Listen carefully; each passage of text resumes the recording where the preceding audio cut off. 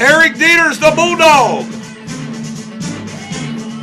with you on 700 WLW. One more hour of radio superbity till the American Trucking Network and Steve Summers takes over. James is producing my show tonight. We're having a good time. With me is Randy McCafferty, a captain in the United States Air Force chaplaincy who has returned from Okinawa, and we're enjoying hearing some of his stories.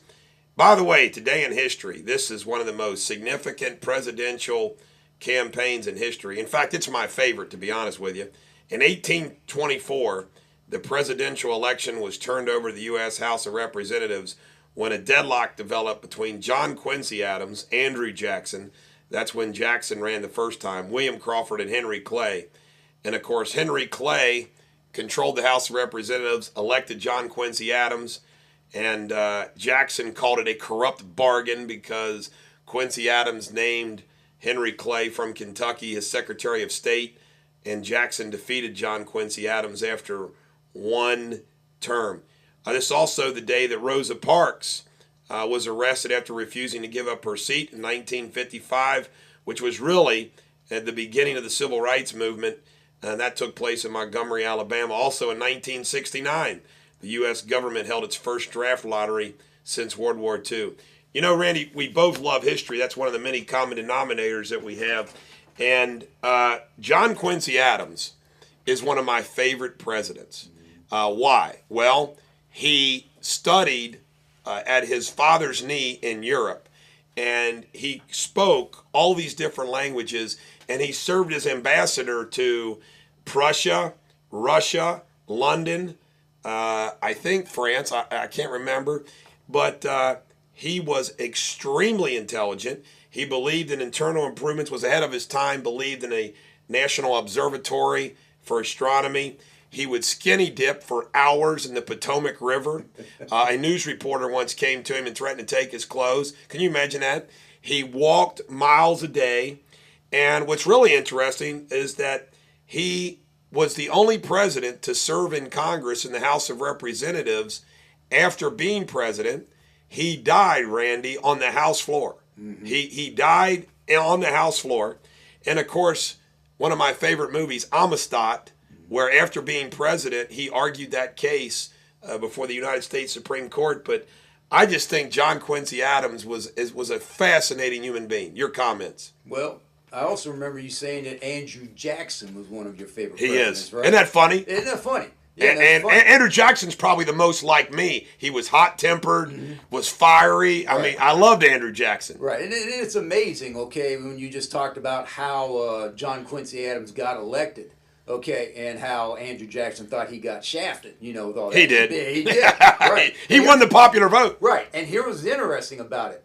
For both his terms, Andrew Jackson, he stuck to that premise or that principle, and that is that I'm a direct representative of the American people. In other words, forget about Congress. Right. I'm not here to please you guys and everything. This is what the American people want me to do. Right. He was called an American lion. Andrew Jackson opened up the White House on his inaugural and let everybody just party and trash the place. Besides fighting duels, carrying a bullet, he destroyed the federal bank. A lot of people are against the Federal Reserve Bank, and he took on Biddle and defeated it.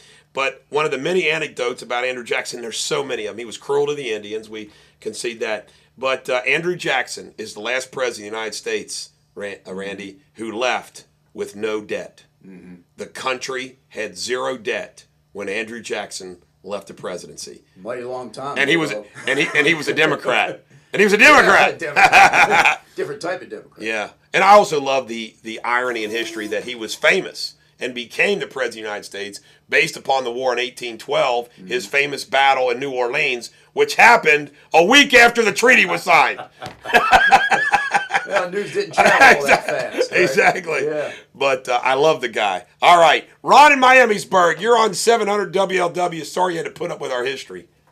Oh, that's all right, man. I enjoyed that. That's why I listened.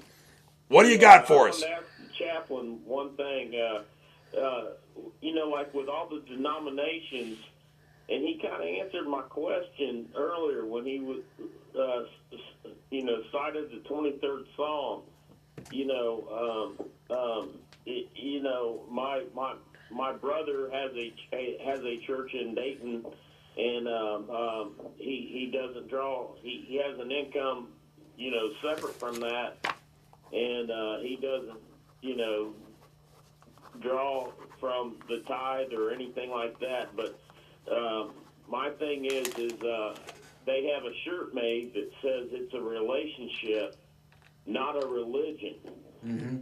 And the chaplain kind of answered my question right before I was getting ready to, after I had, right before you guys went to break there, when he quoted the 23rd Psalm. And I want to, congratulate him on his spirituality and his relationship with our Maker, and not with our religions and our rules and our laws, and how he's helping our soldiers with their faith and their Maker and their higher being. And I just want to commend him on what he's doing. You know what I'm saying? Well, Ron, you're quite welcome. And, this is why I got into this to begin with. Because, depending on whatever your view is, well, should we be fighting a war and should we be people of peace, whatever. Look, if we've got men and women in harm's way, they need somebody to advocate for them spiritually. They need a word of encouragement. They need someone to pray with. They need somebody to talk to. They need a safe person to talk to. Somebody they know that stays between them and the chaplain. Okay, Right. That's what chaplains provide to our soldiers, men and women, airmen, sailors, and whatnot. It's awesome. Larry on a cell phone. You're on 700 WLW. Yeah, I got to apologize. I just heard that the Bulldog was on and I had something to say, but I'm all about spirituality and I certainly believe in God and a higher power. I mean, there's got to be something greater than myself. If not, then everybody's in trouble. You're right, Larry. You're right.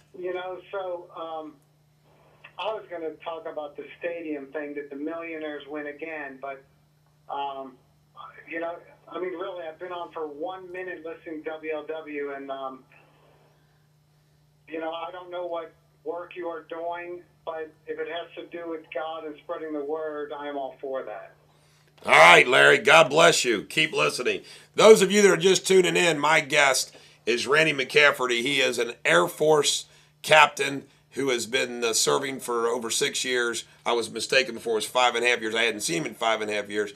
Over 6 years, he has served at Barksdale Air Force Base in Louisiana. He has been to Iraq, and his most recent base was in Okinawa in Japan. And he is, at midnight tonight, he will become a Air Force Reserve. He is getting out of the service, but he is our special guest tonight. Tom in Mainville, you're on 700 WLW. Hello. Hello, Tom. How you doing, Bulldog? I'm great. I want to thank the chaplain.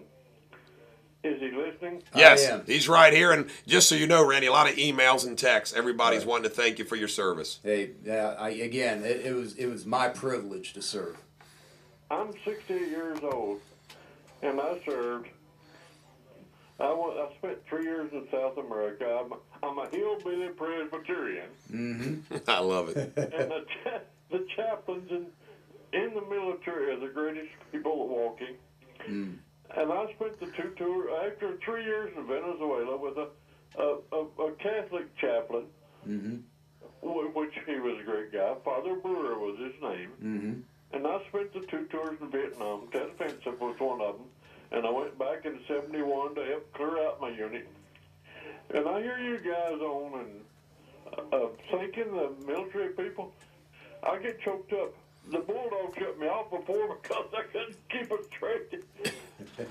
but I'm 68 years old and I get shook up. But when you thank the military, these guys that are serving in Afghanistan and all that stuff, the kid across the street from me just went into the Marines back in October. Well, God bless you, Tom, and I really appreciate it, Randy. I'm not going to put you on the spot, but grab hold of this for me. All right. We're going to do this. Randy and I are buddies. We're going to have some good Randy Lawyer to Preacher shows. We're gonna do this for Private. I think it was Private Snow who passed away, and all the Air Force military veterans, Marines, soldiers of any type, the sailors, the Army, Coast Guard, all of our veterans, and especially those in Afghanistan and Iraq who have lost their life. Let's recite this together, Randy. Can do. The Lord is my shepherd, I shall not want. He maketh me to lie down in green pastures. He leadeth me beside the still waters. He restoreth my soul. He leadeth me in the paths of righteousness for his name's sake. Yea, though I walk through the valley of the shadow of death, I will fear no evil, for thou art with me. Thy rod and thy staff, they comfort me. Thou preparest a table before me in the presence of mine enemies. Thou anointest my head with oil, my cup runneth over. Surely goodness and mercy shall follow me all the days of my life, and I will dwell in the house of the Lord forever. Semper Fi to all you veterans and soldiers. The Bulldog with Randy McCafferty on 700 WLW.